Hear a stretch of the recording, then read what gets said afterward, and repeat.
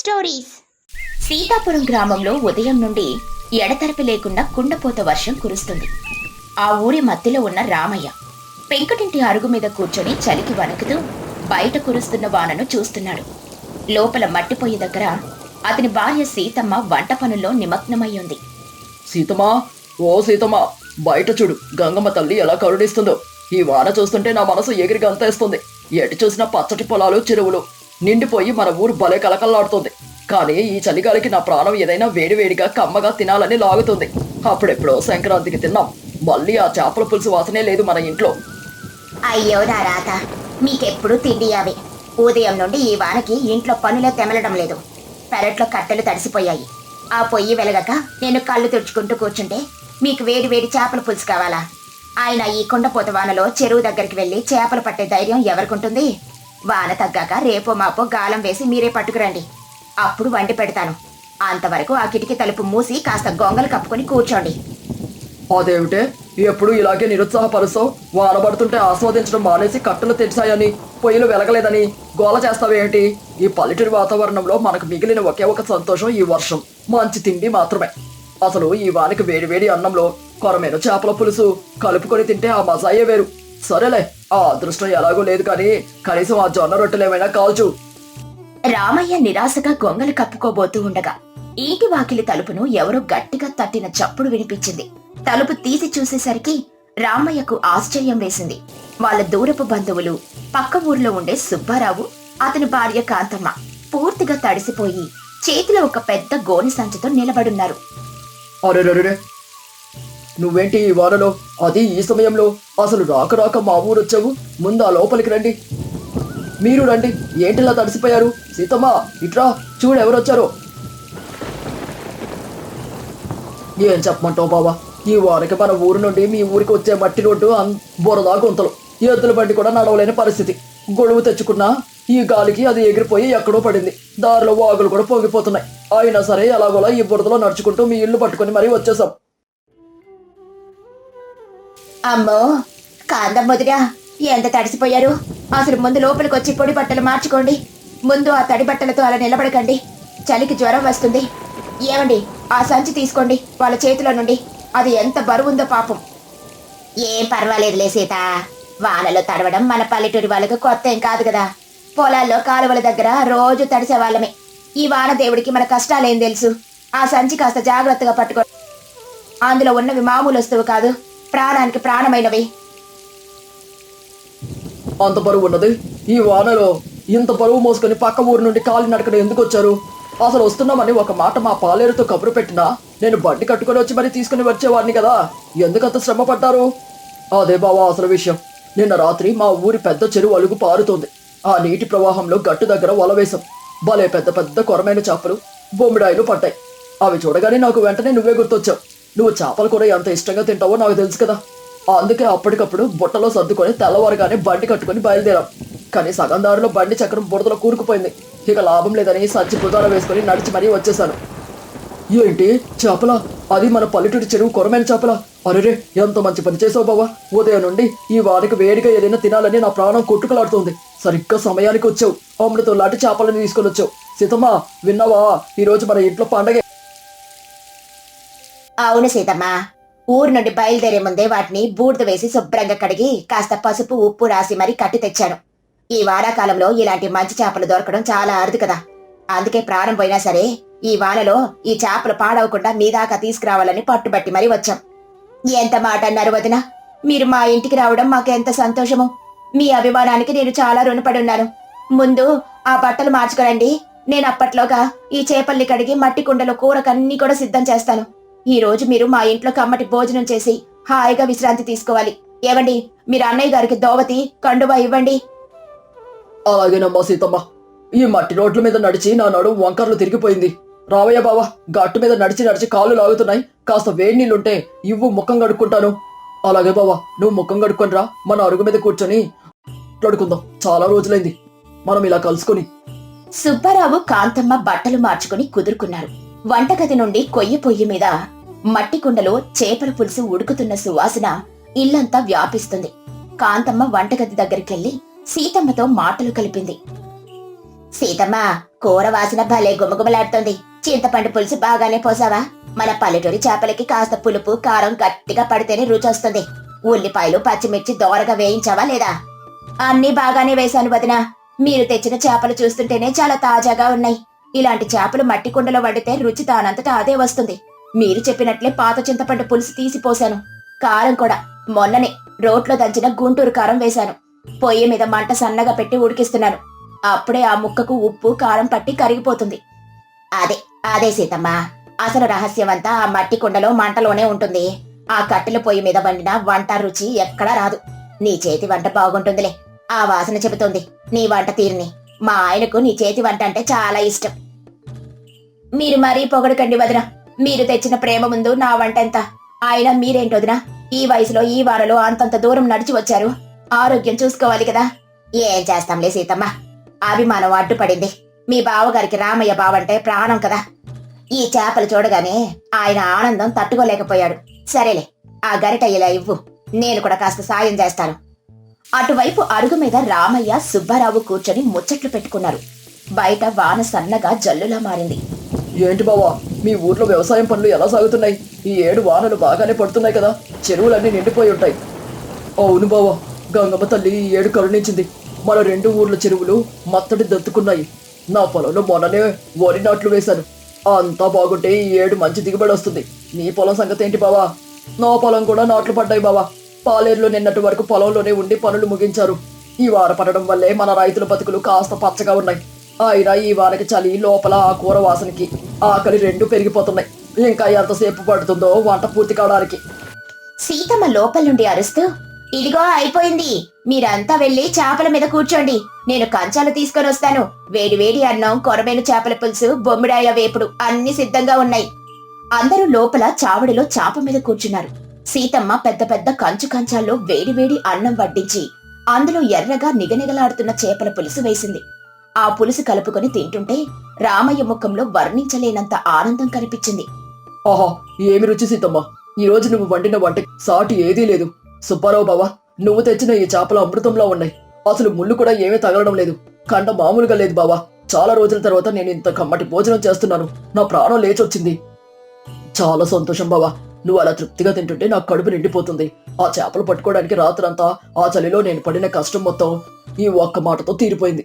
నిజం చెప్పాలంటే ఎవరికో అమ్మి డబ్బు చేసుకునే కంటే నా సొంత మనుషులు తిని సంతోషిస్తే వచ్చే ఆనందమే వేరు బావా.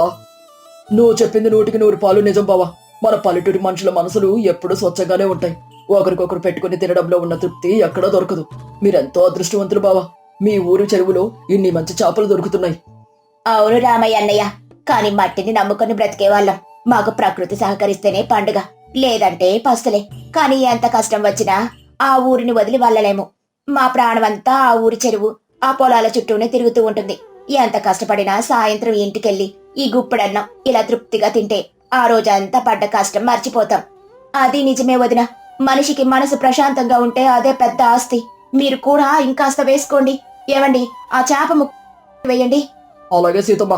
బావా, నువ్వు అసలు మొహమాట పడకు. ఇంకో 2 ముక్కలు వేసుకో. అయినా ఇంత హఠాత్తుగా ఈ వర్షంలో ఇంత శ్రమపడి ఎందుకు వచ్చారో నాకు ఇంకా అర్థం కావడం లేదు బావా. కేవలం చేపలు ఇవ్వడం మాత్రమే మీరు ఈ మట్టి దారుల్లో పడి ఇంత దూరం వస్తారని నేను అనుకోవడం లేదు. ఇంకేమైనా పని మీద మా ఊరొచ్చారా? రామయ్య ఆ మాట అడిగేసరికి సుబ్బారావు చేతిలో అన్నం ఆపేశాడు. కాంతమ్మ ముఖం కూడా కొద్దిగా గంభీరంగా మారింది. సుబ్బారావు నెమ్మదిగా చేతులు కడుక్కొని ఆసనం మీద సరిగ్గా కూర్చున్నాడు. నువ్వు చాలా తెలివైన వాడివి బావా. నీ కళ్ళు కప్పడం ఎవరి తరం కాదు. నేను కేవలం చేపలు ఇవ్వడానికి మాత్రమే ఇంత దూరం రాలేదు. నిజానికి ఈ రోజు ఇక్కడికి రావడానికి ఒక ముఖ్యమైన కారణం ఉంది. అది చెప్పాలని నేను కాంతమ్మను తీసుకుని ఈ వారంలో అయినా సరే బయలుదేరి వచ్చాను. ఏంటి బావా, అంత ముఖ్యమైన విషయం ఏమిటి? ఊర్లో అందరూ కులాసాగానే ఉన్నారు కదా. పొలం పనులు ఏమైనా సాగుతున్నాయా? ఎవరైనా ఏమైనా అన్నారా? నీ మాటలు వింటున్నా నాకు కొంచెం కంగారుగా ఉంది. ఏ దాపరికం లేకుండా విషయం ఏమిటో స్పష్టంగా చెప్పు. కంగారు పడకండి. ఊర్లో అందరూ బాగున్నారు. మాకేం కష్టం రాలేదు. అసలు విషయం ఏమిటంటే గతం గురించి మీకొకసారి గుర్తు చేయాలని వచ్చాము. అవును బావా, నీకు గుర్తుందా? సరిగ్గా 5 ఏళ్ల క్రితం మన పల్లెటూరికి పెద్ద తుఫాన్ వచ్చింది. ఊర్లో చెరువు కట్టు తెగిపోయి పొలాలన్నీ నీళ్లలో మునిగిపోయాయి. నా పడవ, వలలు, నేను దాచుకున్న ధాన్యం అన్నీ ఆ వరదల్లో కొట్టుకుపోయాయి. తినడానికి ఇంట్లో గుప్పెడు జొన్నలు కూడా లేని పరిస్థితి. అప్పుడు నా చుట్టూ ఉన్న బంధువులు, స్నేహితులు ఎవరూ నాకు సాయం చేయడానికి ముందుకు రాలేదు. అందరూ వాళ్ళ ప్రాణాలు వాళ్ళు చూసుకున్నారు. అవును బావా, గుర్తుంది. ఆ తుఫాను చాలా తీవ్రమైంది. మన రైతులందరికీ తీరని నష్టం తెచ్చింది. ఆ సమయంలో నేను దిక్కుతోచక పిచ్చివాళ్ళ నా పెంకుటింటి అరుగు మీద కూర్చున్నప్పుడు నువ్వు ఈ సీతాపురం నుండి ఎడ్ల బండి కట్టుకుని మా ఊరికొచ్చావు. నా పరిస్థితి చూసి చలించిపోయావు. ఎవరిని ఏమి అడగకుండానే నీ దగ్గరున్న డబ్బులన్నీ తీసి నా చేతిలో పెట్టు. ధైర్యంగా ఉండు బావా, మళ్ళీ విత్తనాలు కొనుక్కో, పడవ తయారు చేసుకో, ఈ కష్టం శాశ్వతం కాదు అని ధైర్యం చెప్పావు. ఆ రోజు నువ్వు ఆ డబ్బు ఇవ్వకపోతే నా కుటుంబం ఏమైపోయేదో బావా. అయ్యో సుబ్బారావు బావా, ఆ పాత ముచ్చట్లన్నీ ఇప్పుడు ఎందుకులే. ఒక బంధువుగా, ఒక తోటి రైతుగా ఆపదలో ఉన్నప్పుడు సాయం చేయడం నా బాధ్యత. అందులో అంత గొప్పగా చెప్పుకోవడానికి ఏముంది? నువ్వు మళ్ళీ నీ కాళ్ళ మీద నువ్వు నిలబడ్డావు, అదే నాకు 10,000. మీకది చిన్న సాయం కావచ్చన్నయ్య, కానీ మాకది పునర్జన్మ. మీరిచ్చిన ఆ డబ్బుతోనే మా ఆయన మళ్ళీ వలలు కొనుక్కున్నారు, పొలంలో మళ్ళీ విత్తనాలు వేశారు, రాత్రింబవళ్ళు కష్టపడి మెల్లిగా ఆ అప్పులన్నీ తీర్చేశారు. ఇదంతా కేవలం మీ దయ వల్లే జరిగిందన్నయ్య. మీరే మా పాలిటి దేవుడు. నిజం బావా, ఆ రోజు నువ్వు చేసిన సాయానికి నేను జీవితాంతం రుణపడి ఉంటాను. ఈ 5 ఏళ్లలో ఎన్నోసార్లు నీ డబ్బు నీకు తిరిగి ఇచ్చేద్దామని అనుకున్నాను, కానీ వాతావరణం అనుకూలించగా ఒక్కోసారి ఒక్కో కష్టం వచ్చి అది సాధ్యపడలేదు. కానీ పోయిన నెలలో నా పొలంలో వరి బ్రహ్మాండంగా పండింది. ధాన్యం అమ్మగా చాలా పెద్ద మొత్తంలో డబ్బు చేతికొచ్చింది. నా పాత అప్పులన్నీ తీరిపోయాయి. చాలా సంతోషం బావా, నీ కష్టం ఫలించింది. ఆ భూమాత నిన్ను చల్లగా చూసింది. అందుకే బావా, నా కష్టాలన్నీ తీరిన వెంటనే మొదటిగా నాకు నువ్వే గుర్తొచ్చావు. నేను బతికున్నంత కాలం నీ రుణం తీర్చుకోలేను, కానీ ఈ రోజు నువ్వు నాకు ఇచ్చిన డబ్బును ఇప్పుడు కృతజ్ఞతతో తిరిగి ఇవ్వడానికి వచ్చాను బావా. అంతేకాదు, నా కష్టాలు తీరిపోయిన ఆనందంలో మా ఊరి చెరువులో పడిన మొదటి మంచి చేపలను నీకు కానుకగా తీసుకొని వచ్చాను. నా సంచిలో చేపలతో పాటు నువ్విచ్చిన ఆ డబ్బులు కూడా ఉన్నాయి బావా, ఇదిగో తీసుకో. సుబ్బారావు తన సంచిలో నుండి ఒక పాత గుడ్డలో కట్టిన డబ్బుల మూట తీసి రామయ్య చేతిలో పెట్టబోయాడు. ఆ మాటలు వినగానే రామయ్య, సీతమ్మ ఇద్దరూ నిశ్చేష్టులైపోయారు. రామయ్య కళ్ళల్లో నీళ్లు తిరిగాయి. ఆయన సుబ్బారావు చేతులు గట్టిగా పట్టుకున్నాడు. ఏం మాట్లాడుతున్నావు సుబ్బారావు బావా? అప్పేమిటి? ఆ రోజు నేను నీకు అప్పుగా ఇవ్వలేదు కదా బావా. నా బావ కష్టాల్లో ఉంటే చూసి తట్టుకోలేక ప్రేమతో ఇచ్చిన సాయం అది. దానికి లెక్కలు కడతావా? ఆ డబ్బుని తిరిగి తీసుకునేంత అహంకారం నాకు లేదు బావా. దయచేసి ఆ డబ్బు నీ దగ్గరే ఉంచుకో. లేదు బావా, నువ్వు ప్రేమతోనే ఇచ్చావు, కానీ దాన్ని అలాగే ఉంచుకుని ఉంటే నా మనసు అంగీకరించదు. ఒక రైతుగా అప్పడిగితే నిద్ర పట్టదు. నీకు అవసరం ఉన్నా లేకపోయినా ఇది నా బాధ్యత. నువ్వు ఖచ్చితంగా ఈ డబ్బు తీసుకోవాలి, లేదంటే నేను బతుకున్నంత కాలం ఒక అపరాధ భావంతోనే బతకాల్సి వస్తుంది. అలాగే నన్నయ్య, మీరు అంతగా చెబుతుంటే మేమెందుకు కాదంటాం. మీ స్వాభిమానం మాకు అర్థమైంది. మీరు తెచ్చిన డబ్బును ఆ దేవుడి ప్రసాదంగా భావించి తీసుకుంటాం. కానీ అన్నయ్య గారు, మీ గుణం చాలా గొప్పది. కష్టకాలంలో సాయం చేసిన వాళ్ళని మర్చిపోయే ఈ రోజుల్లో మీరు ఇంత దూరం నడిచొచ్చి మరీ మీ మేలును గుర్తుంచుకున్నారు. సీతమ్మ, నీ మనసు చాలా మంచిది. మీరు ఆ డబ్బు తీసుకుంటేనే మాకు మనశ్శాంతి. ఎన్ని జన్మలెత్తినా మీ ఈ మేలు మేం మర్చిపోలేము. మన పల్లెటూరి బంధాలు ఎప్పటికీ ఇలాగే పచ్చగా ఉండాలి. చూసావా సీతమ్మ, ఉదయం వీళ్ళు రాకముందు వాన పడుతుంటే చుట్టాలు ఎవరూ రాకుండా ఉంటే బాగుండు, చలికి ముడుచుకొని పడుకోవచ్చని నేను అనుకున్నా. నా స్వార్థం ఎంత గుడ్డిదో నాకు ఇప్పుడు అర్థమవుతుంది. ఈ వర్షంలో ఇంత దూరం వాళ్ళు నడిచి వస్తుంటే నా మనసులో కొద్దిగా కంగారు వచ్చింది. కానీ వీళ్ళు నా కోసం తెచ్చిన ఈ ప్రేమను, ఈ కృతజ్ఞతలు చూశాక నా మీద నాకే అసహ్యం వేస్తుంది. అలా అనుకోక బావా, ఈ వానాకాలంలో ప్రశాంతంగా ఉండాలని కోరుకోవడంలో తప్పులేదు. మేము ఇలా హఠాత్తుగా వచ్చి మిమ్మల్ని ఇబ్బంది పెట్టుంటే క్షమించండి. అలా అనుకు బావా, ఇబ్బంది ఏమీ లేదు. నిజానికి మీరు ఈ రోజు వచ్చి నా కళ్ళు తెరిపించారు. మనిషికి ఎన్ని పొలాలున్నా, ఎంత డబ్బున్నా, కష్టకాలంలో ఆదుకునే మనుషులు ఆ చేసిన మేలును గుర్తు పెట్టుకుంటేనే బంధువులు, లేకపోతే అది జీవితం వ్యర్థం. ఈ వర్షంలో మీరు తెచ్చినవి కేవలం చేపలు కాదు బావా, ఒక స్వచ్ఛమైన బంధం, విడిపోని అనుబంధం. అవునన్నయ్య, మీ రాక మా ఇంటికి ఒక కొత్త పండుగను తెచ్చింది.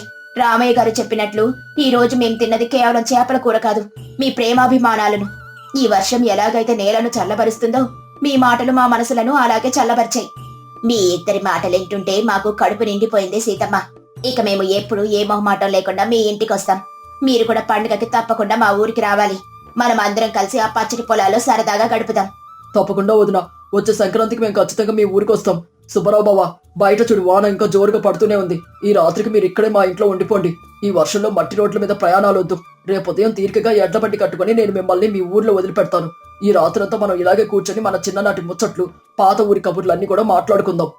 సరే బావా, నువ్వు అంతగా అడుగుతున్నావు కాబట్టి ఈ రోజు ఇక్కడే ఉంటాం. నువ్వు చెప్పినట్లు పాత జ్ఞాపకాలన్నీ గుర్తు చేసుకుందాం. బయట పల్లెటూరి పెంకుటింటి మీద వర్షం ఇంకా కురుస్తూనే ఉంది. కానీ ఇంట్లో వాతావరణం మాత్రం ఆ కట్టెల పొయ్యిలాగే చాలా వెచ్చగా, ఆత్మీయంగా మారిపోయింది. సుబ్బారావు తెచ్చిన పల్లెటూరి చేపల కూర రుచి కంటే వారి మధ్య ఉన్న బంధం రుచి ఆ క్షణాన అందరికీ చాలా గొప్పగా అనిపించింది. ఈ కథలోని నీతి ఏంటంటే, ఆపదలో ఉన్నప్పుడు తోటి వారికి చేసే ఏ చిన్న సాయమైనా వారి జీవితంలో ఎంతో వెలుగును నింపుతుంది. అదేవిధంగా సాయం పొందిన వారు ఆ మేలును ఎన్నటికీ మర్చిపోకుండా సరైన సమయంలో కృతజ్ఞత చూపడమే నిజమైన మానవత్వం. ఆస్తులు, అంతస్తుల కంటే మనుషుల మధ్య ఉండే ప్రేమానురాగాలే ఎప్పటికీ నిలిచి ఉండే నిజమైన సంపద అని ఈ కథ తెలియజేస్తుంది. అదొక అందమైన పల్లెటూరు. ఆ ఊరిని ఏలే జమీందారు గజపతి రాజుకు ధనాశ చాలా ఎక్కువ. ప్రజల రక్తం పీల్చి డబ్బు కూడబెట్టడమే అతని పని. ఆ ఊళ్ళో రామయ్య అనే అమాయకపు రైతున్నాడు. అతనికి 2 భార్యలు. పెద్ద భార్య సీతమ్మకు కోపం ఎక్కువ, మాటల పదును ఎక్కువ. చిన్న భార్య గీతమ్మకు తెలివెక్కువ, సమయస్ఫూర్తి ఎక్కువ. ఇద్దరికి ఒకరంటే ఒకరికి పడకపోయినా రామయ్యకు కష్టం వస్తే మాత్రం ఇద్దరూ ఏకమైపోతారు. ఒకరోజు రామయ్య పొలం నుండి ముఖం వేలాడేసుకుని ఏడుపు ముఖంతో ఇంటికొచ్చాడు. సీతమ్మ పొయ్యి ఊదుతూ, ఏమయ్యా, ఉదయాన్నే పొలానికి వెళ్లిన వాడివి ఏడుపు ముఖం పెట్టుకుని వచ్చావేమిటి? ఎవరైనా ఏమైనా అన్నారా? గీతమ్మ నీళ్ల బిందె దించుతూ, అక్క, నువ్వు ముందు గదమాయించడం ఆపు. ఏమండి, ఏమైంది? మీ ముఖం చూస్తుంటే ఆ జమీందారు గాడు మళ్ళీ ఏదో కష్టం తెచ్చి పెట్టినట్టున్నాడు. కష్టం కాదు గీతమ్మ, ఏకంగా పిడుగుబడింది మన నెత్తిన. ఆ జమీందారు గారు ఈరోజు కొత్త శాసనం తెచ్చాడు, దండోరా వేయించి. ఏమిటో ఆ శాసనం? ఇన్నాళ్ళు పండించిన పంటలో సగం పన్ను కింద కట్టించుకున్నాడు. మొన్నటికి మొన్న ఇంట్లో పశువులున్నందుకు పన్ను కట్టమన్నాడు. నిన్నగాక మొన్న మన పెరట్లో బావి తవ్వుకుంటే నీటి పన్నని వసూలు చేశాడు. ఇప్పుడు కొత్తగా ఏవొచ్చిందోడికి? ఇప్పుడు ఏకంగా భూమి పన్నంట. ఎవరైతే నేల మీద ఇల్లు కట్టుకుని నివసిస్తున్నారో వాళ్ళంతా నెలకి 10 వరహాలు పన్ను కట్టాలంట. నేల మీద నడుస్తున్నందుకు, నేల మీద నిద్రపోతున్నందుకు, నేల మీద ఇల్లు కట్టుకున్నందుకు ఈ పన్నంట. గీతమ్మ ఆశ్చర్యంగా, నెలకు 10 వరాహాలా? మనకొచ్చే ఆదాయమే 5 వరాహాలు. అందులో 10 వరాహాలు పన్ను ఎలా కడతామండి? వాడు మనిషా లేక రాక్షసుడా? వాడంతే గీతమ్మ, పన్ను గట్టని వాళ్ళ ఇళ్లను గూల్చేసి ఆ నేలని జమీందారుతో కలిపేసుకుంటాడంట. కరణం గారు స్వయంగా లెక్కలు రాస్తున్నారు. రేపే మన ఇంటికి వస్తారు. మన బతుకులు బజారు పాలైనట్టే. సీతమ్మ చీరకొంగు నడుముకు తోపుకుంటూ, ఏంది, వాడొచ్చి నా ఇల్లు కూల్చేస్తాడా? వాడెవడే నా ఇల్లు కూల్చడానికి? నేల మీద ఇల్లుంటే కదా పన్ను కట్టాలి. నేల మీద లేకుండా ఉంటే పన్ను అడగడు కదా. నేల మీద కాకపోతే ఇంకెక్కడ కడతావే ఇల్లు? గాల్లో తేలుతూ కడతామా ఏంటి నీ పిచ్చి కాకపోతే? గీతమ్మ ఆలోచిస్తూ ఆగిపోయి, అక్క, నువ్వు భలే అన్నావే. గాలిలో తేలుతూనే కడదాం. గాలిలో ఇల్లుంటే పన్ను కట్టక్కర్లేదు కదా. మీ ఇద్దరికీ బుర్ర పనిచేయడం మానేసిందా? నా బాధలో నేనుంటే మీ వింత కుత్తలేంటి? గాల్లో ఇల్లెట్టా ఉంటుంది?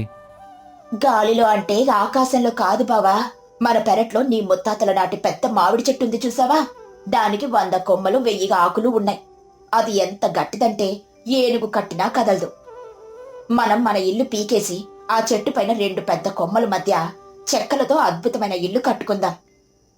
అబ్బే, నీ బుర్రకేసి దండం పెట్టాలే చెల్లి. భలే ఆలోచన చేశావే. అవునయ్యా, ఈ పూరి గుడిసె ఎలాగో పాతబడిపోయింది.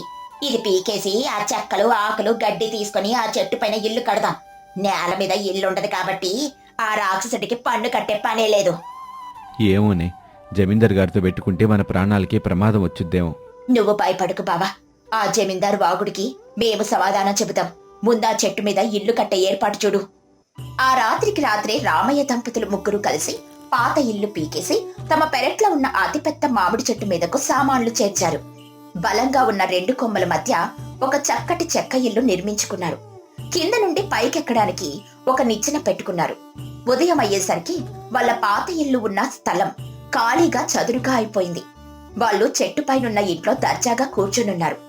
మధ్యాహ్నం వేళకు జమీందారు భటులు పన్ను వసూలు చేయడానికని వచ్చారు. ఓ రామయ్య, ఎక్కడ చచ్చావురా? బయటికి రా. జమీందారు గారు పన్ను కట్టమన్నారు. అదేంటి, నిన్నటిదాకా ఇక్కడ ఇల్లుండేది, ఇప్పుడేంటి మైదానంలాగా ఖాళీగా ఉంది? రామయ్య ఇల్లు ఎగిరిపోయిందా ఏంటి? సీతమ్మ చెట్టుపై నుండి తొంగి చూస్తూ, ఎవర్రా వాడు కింద నిలబడి మా స్థలంలో అరుస్తున్నాడు? గొంతులో నార పీచుందా ఏంటి అలా కర్కసంగా అరుస్తున్నావు? భటుడు భైరవులు తల పైకెత్తి చూసి ఆశ్చర్యంతో, అమ్మ బాబోయ్, ఏంటమ్మా ఇది? చెట్టు మీద ఇల్లు కట్టారు, రామయ్యేడి? గీతమ్మ నవ్వుతూ, రామయ్య గారు ఇంట్లోనే పడుకుని నిద్రపోతున్నారు. ఎందుకొచ్చావు నువ్వు? కింద నుండి అలా అరవకు, మాకు చెవులు బద్దలవుతున్నాయి. ఏమైనా ఉంటే పైకి ఎక్కిరా. పైకి ఎక్కడానికి నేనేమైనా కోతినా ఏంటి? నేల మీద ఇల్లుంటే పన్ను కట్టాలి. 10 వరహాలు కిందకి విసిరేయండి. ఓసిని తెలివి తెల్లారా, నేల మీద ఇల్లుంటే కదరా పన్ను అడిగేది. మా ఇల్లు ఎక్కడుందో నీ 2 కళ్ళతో సరిగ్గా చూడు. మా ఇల్లు గాలిలో ఉంది. నేల మీద లేదు కాబట్టి మేం భూమి పన్ను కట్టే ముచ్చటే లేదు. పోపో, వెళ్ళి మీ జమీందారికి చెప్పుకో. ఇదేం విడ్డూరం, ఇల్లు చెట్టు మీద ఉంటే పన్ను కట్టరా? కట్టం. మీ జమీందారు శాసనంలో గాలిలో ఇల్లు ఉన్న వాళ్ళు పన్ను కట్టాలని రాసుందా? లేదు కదా. అయితే నోరు మూసుకుని వెళ్ళు. మళ్ళీ ఇక్కడే నిలబడి అరిస్తే ఈ పై నుండి వేడివేడి గంజి నీళ్ళ కడవని నీ నెత్తి మీద కుమ్మరిస్తా. భటుడు భైరవులు భయపడి పరుగులు తీస్తూ జమీందారు కోటకు వెళ్ళాడు. అక్కడ జమీందారు గజపతి రాజు కరణం రాస్తున్న లెక్కలు వింటున్నాడు. రొక్కుతూ వెళ్లిన భటుడు జరిగిన విషయం చెప్పాడు. అది విన్న జమీందారుకు ఎక్కడా లేని కోపం వచ్చింది. జమీందారు గద్దిస్తూ, ఏంట్రా భైరవ, నాకే ఎదురు చెప్తున్నారు ఆడవాళ్ళు? నేను పెట్టిన శాసనాన్ని ఎదిరిస్తారా? చెట్టు మీద ఇల్లు కట్టుకుంటే పన్ను కట్టరా? దొరగారు క్షమించాలి, ఆ ఇద్దరు భార్యలు మామూలు వాళ్ళు కాదు మహాప్రభు. సీతమ్మ నాలుకకి నరమే లేదు, ఇక గీతమ్మ బుర్ర మామూలుగా పనిచేయదు. వాళ్ళు మన శాసనంలో ఉన్న లోపాన్ని పట్టుకున్నారు. నేల మీద ఉన్న వాళ్ళకే గదా పన్ను అని మనం దండోరా వేయించాం. అయితే ఏంటంట కరణం? నా జమీందారీలో ఉంటూ నాకు పన్ను కట్టకుండా ఎగనామం పెడతారా? ఆ చెట్టు నాది గాదా, ఆ నేల నాది గాదా? పద, నేనే స్వయంగా వస్తాను. వాళ్ళ పొగరు ఎలా వణుచుతానో చూడు. ఈ రోజున ఆ చెట్టు నరికించి వాళ్ళ ఇల్లు కింద పడేలా చేస్తాను. జమీందారు కరణంగారు భటులు అందరూ కలిసి రామయ్య ఇంటి చెట్టు దగ్గరికి చేరుకున్నారు. జమీందారును చూడగానే చెట్టు పైనున్న రామయ్యకు వణుకు మొదలైంది. కాని సీతమ్మ గీతమ్మ మాత్రం ఏమాత్రం బెదరలేదు. జమీందారు పైకి చూస్తూ కోపంగా, ఓయ్ రామయ్య, మగాడువైతే కిందకి దిగిరా. నన్నే మాయ చేస్తావా? నా శాసనాన్ని ఉల్లంఘిస్తావా? భూమి పన్ను కట్టకుండా చెట్టు మీద ఇల్లు కట్టి ఎగతాళి చేస్తావా? కిందకి రారా. అబ్బే, నేను కాదండి దొరగారు, అంత ఇల్లే. ఏవండి దొరగారు, ఆయన్ని ఎందుకు బెదిరిస్తారు? ఇల్లు మేమే కట్టాం.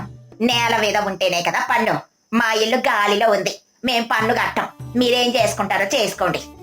జమీందారు పక్కపక్క నవ్వుతూ, ఓసి పిచ్చిదానా, ఎంత గడుసుదానివనుకున్నానే. కానీ నీ బుర్రలో ఉన్నదంతా పేడే. ఇల్లు గాలిలో ఉంటే పన్ను కట్టక్కర్లేదు, నిజమే. కానీ మీ ఇల్లున్న ఆ చెట్టు ఎక్కడుంది? నా నేల మీద ఉంది. కాబట్టి ఆ చెట్టు నాది. చెట్టు నాదైనప్పుడు నా చెట్టు మీద ఇల్లు కట్టుకున్నందుకు నాకు పన్ను కట్టాలి. తీయండ్రా 10 వరహాలు. ఆహా, దొరగారి తర్కం ఎంత అద్భుతంగా ఉందో చూసారా? భలే పట్టుకున్నారు దొర. ఇప్పుడు వాళ్ళు పన్ను కట్టి తీరాల్సిందే. జమీందారు తర్కం వినగానే రామయ్యకు గుండె ఆగినంత పనైంది. ఇక మనం దొరికిపోయామనుకున్నాడు. కాని గీతమ్మ నవ్వుతూ ముందుకొచ్చింది. గీతమ్మ చిరునవ్వుతో, ఆహా, దొరగారికి తర్కం చాలా బాగా తెలుసు. కరణం గారు, దొరగారేమన్నారు? ఆ నేల మీద ఉన్న ఆ మామిడి చెట్టు దొరగారిదే అన్నారు కదా? అవును, అందులో ఎలాంటి సందేహం లేదు. చెట్టు దొరగారిదే. చాలా సంతోషం కరణం గారు. అయితే వెంటనే మీ తాటాకు గంటం తీసి లెక్కలు రాయడం మొదలు పెట్టండి. దొరగారు మాకు ఎంత బాకీ పడ్డారో లెక్క తేలాలి ఈ రోజు. జమీందారు ఆశ్చర్యంగా, ఏంటి, నేను మీకు బాకీ పడ్డానా? ఏంటి పిచ్చి కొతలు గుస్తున్నావు? నేనెందుకు బాకీ పడతాను? సీతమ్మ గీతమ్మ ఆలోచన అర్థం చేసుకుని, ఎందుకు పడరో మేం చెబుతాం వినండి దొరగారు. మా ఇల్లు ఎక్కడుంది? 2 కొమ్మల మధ్య గాలిలో ఉంది. గాలికి యజమాని ఎవరూ లేరు. భగవంతుడే దానికి యజమాని. అంటే మా ఇల్లు మా సొంత స్థలంలో గాలిలో ఉంది. అవును, మా ఇల్లు మా గాలిలో ఉంటే మీ చెట్టు కొమ్మలు కింద నుండి పైకొచ్చి మా ఇంటి పునాదుల కిందకు దూరి మా ఇంటిని మోస్తూ మా గాలి స్థలాన్ని ఆక్రమించాయి. ఒకరి స్థలంలోకి మరొకరి చెట్టు కొమ్మలు వస్తే అద్దె కట్టాలా వద్దా కరణం గారు? మీ న్యాయశాస్త్రం ఏం చెబుతోంది? కరణం నీళ్లు నవ్వులుకుంటూ, అదండి, అది అంటే న్యాయశాస్త్రం ప్రకారం ఒకరి స్థలంలోకి మరొకరి కొమ్మలొస్తే అద్దెగట్టాలి కదా దొరా. విన్నారుగా దొరగారు, మీ చెట్టు కొమ్మలు మా గాలి స్థలాన్ని ఆక్రమించినందుకు నెలకి 5 వరాహాలు మీరే మాకు అద్దె చెల్లించాలి. రాయండి కరణం గారు. ఏంటి, నా చెట్టు మీద మీరు ఇల్లు కట్టుకుంటే నేను మీకు అద్దె కట్టాలా? ఇదేం వితండవాదం. ఆగండి దొరా, అప్పుడే ఏమైంది? ఇంకా ఉంది. మీ చెట్టాకులు రోజు రాలి మా ఇంటి వసారాలో పడుతున్నాయి. రోజు ఆకులు ఊడ్చి మా ఇల్లు శుభ్రం చేసుకుంటున్నందుకు మాకు కూలీ కింద నెలకు మరో 5 వరాహాలు మీరే చెల్లించాలి. రాయండి కరణం గారు, ఇది కూడా రాయండి. ఇది మాత్రమే కాదు కరణం గారు, గాలివాన వచ్చినప్పుడు దొరగారి మామిడి చెట్టుకున్న 10 కాయలు రాలి మా ఇంటి కప్పు మీద పడ్డాయి. కప్పుకు బొక్క పడింది. ఆ కప్పు మరమ్మతు చేయడానికి మాకు మరో 5 వరాహాలు ఖర్చయింది. ఎవరి చెట్టు కాయలు పడి ఇల్లు పాడైతే ఆ ఇంటి నష్టపరిహారం చెట్టు యజమానే కట్టాలిగా.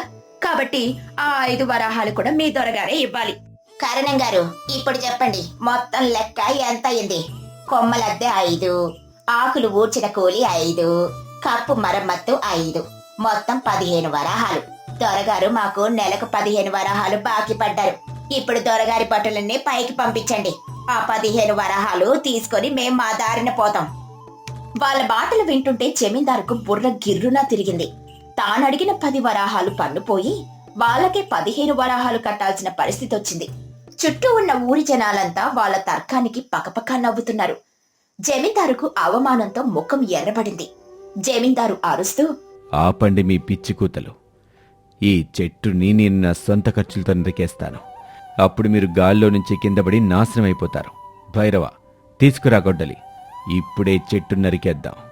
గీతమ్మ గట్టిగా నవ్వుతూ, అయ్యో భైరవా, ఎందుకు ఆలస్యం? వెంటనే గొడ్డలు తీసుకురా. దొరగారే స్వయంగా చెట్టు నరుకుతారు. నరకండి దొర, నరకండి. మీరు చెట్టు నరికితే మా ఇల్లు కింద పడి మొక్కలవుతుంది. అప్పుడు ఏమవుతుందో తెలుసా దొరా? కరణే గారు, ముగ్గురు అమాయకుల్ని హత్య చేస్తే మహారాజు గారి చట్టం ప్రకారం శిక్ష ఏంటో మీ దొరగారికి చెప్పండి. ఉరి శిక్ష దొరా? ముగ్గురిని చంపితే మహారాజు గారు మీ జమీందారిని లాగేసుకుని మమ్మల్ని నడివీధులు ఉరి తీస్తారు దొరా. దయచేసి ఆ గొడ్డలు పక్కన పెట్టండి మహాప్రభు. ఈ ఆడవాళ్లతో మనం వాదించలేం. జమీందారు చేతిలో ఉన్న కర్ర కింద పడేసి తల పట్టుకుంటూ, నాయనో, వీళ్ళు ఆడవాళ్ళు కాదు, రాక్షసులు. వీళ్ళ బుర్రలు ఎంత వేగంగా పనిచేస్తున్నాయో. రామయ్య, నీకు 2 చేతులెత్తి దండం పెడుతున్నాన్రా, నన్ను క్షమించండి. మరి మా భూమి పన్ను దొరగారు? ఏ పన్ను లేదు. మీరు ఆ చెట్టు మీదనే ఉండండి, ఆకాశంలోకైనా పొండి. కానీ నాకు మీ పన్నొద్దు, మీరు నాకు కట్టే అద్దె వద్దు. ఆ చెట్టుకు కాసిన మామిడికాయలు మీరే తినండి. మీరు నాకు ఆ 15 వరహాల బాకీ అడగకుండా ఉంటే చాలు. దయచేసి నన్ను వదిలేయండి.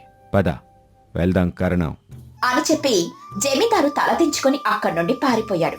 రామయ్య ఆశ్చర్యంగా తన 2 భార్యల వంక చూశాడు. వాళ్ళిద్దరూ ఒకరికొకరు చూసుకుని గట్టిగా నవ్వుకున్నారు. ఊరి జనాలందరూ వాళ్ళ తెలివితేటల్ని మెచ్చుకుని జేజేలు పలికారు. అప్పట్నుండి ఏ జమీందారు పట్టుడు ఆ చెట్టు నీడ దరిదాపుల్లోకి కూడా రాలేదు. ఈ కథలోని నీతేంటంటే, సమస్య ఎంత పెద్దదైనా, ఎదిరించేవాడు ఎంతటి బలవంతుడైనా, బుద్ధి బలం సమయస్ఫూర్తి ఉంటే వాడిని సులభంగా ఓడించొచ్చు. ఐక్యమత్యమే మహాబలం.